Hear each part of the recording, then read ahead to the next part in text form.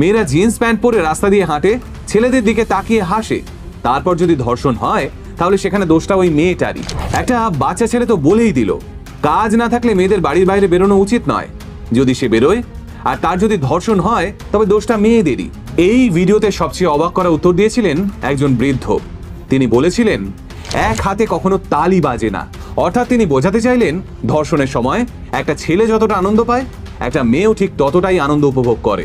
এই উত্তরগুলো শুনে আপনি যদি চমকে ওঠেন তাহলে বলবো, দাঁড়ান, এখনো চমকাবার অনেক বাকি আছে। কারণ এই অবস্থা শুধুমাত্র হরিয়ানার নয়, গোটা ভারতবর্ষের এই একই চিত্র। এবারে একটা শিউরে ওঠার মতো তথ্য দিই। ভারতবর্ষে বর্তমানে যারা রাজ্যসভা, লোকসভা অথবা বিধানসভা দখল করে বসে আছেন, তাদের মধ্যে 151 জন এমপি এবং এমএলএর বিরুদ্ধে মহিলাদের উপর অত্যাচার করার অভিযোগ রয়েছে। আর এই 151 জনের মধ্যে 16 জনের বিরুদ্ধে ধর্ষণের মামলা চলছে।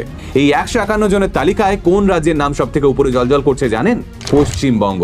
হ্যাঁ, আমাদের রাজ্যের 25 জন এমপি এবং এমএলএর বিরুদ্ধে মহিলাদের উপর নির্যাতন করার অভিযোগ রয়েছে। এবার ভাবুন, আমরা গরমের মধ্যে ঘন্টার পর ঘন্টা লাইনে দাঁড়িয়ে যাদের ভোট দিয়ে আসনে বসাচ্ছি, তারা আসলে এক একজন নারী নির্যাতক।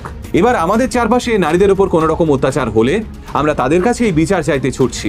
আরে যারা নিজেরাই নারী নির্যাতনের অভিযোগে অভিযুক্ত, তারা কোন মুখে আমাদের সুবিচারের আশ্বাস দেবে? এবার পশ্চিমবঙ্গের নাম শুনে যদি বর্তমান রাজ্য সরকারের দিকে আঙুল তোলার কথা মাথায় আসে, তাহলে আর একটা তথ্যও জেনে রাখুন। এই 151 জন এমএলএ এবং এমপির তালিকায় দলগতভাবে প্রথম স্থান অর্জন করেছে কেন্দ্রে ক্ষমতায় থাকা ভারতীয় জনতা পার্টি। তাদের 54 জন এমএলএ এবং এমপির বিরুদ্ধে অভিযোগ রয়েছে মহিলাদের উপর অত্যাচার করার।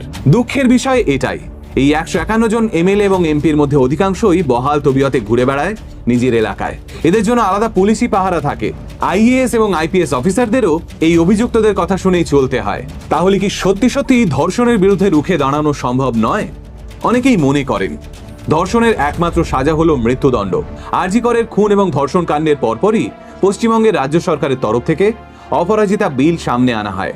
সেখানে বলা হয় ধর্ষণের একমাত্র সাজা মৃত্যুদণ্ড। কিন্তু এই বিলের প্রভাবে কি আদৌ সমাজে কোনো পরিবর্তন হবে?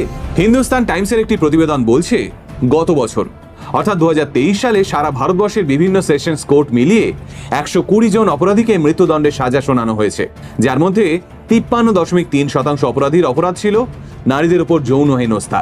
2023 সালের একদম শেষ হিসেব অনুযায়ী এখন অবধি 561 জন জেলবন্দী এমন রয়েছে যারা ফাঁসির সাজা প্রাপ্ত। বেশ কয়েক বছর আগে ইন্ডিয়ান পেনাল কোডের আর্টিকেল 39 এর উপর ভিত্তি করে প্রজেক্ট 39A নামক একটি প্রজেক্ট চালু করা হয়, যেখানে ধর্ষণ সহ অন্যান্য অপরাধের ক্ষেত্রে মৃত্যুদণ্ড নিয়ে আরো কড়াকড়ি শুরু হয়। কিন্তু এবার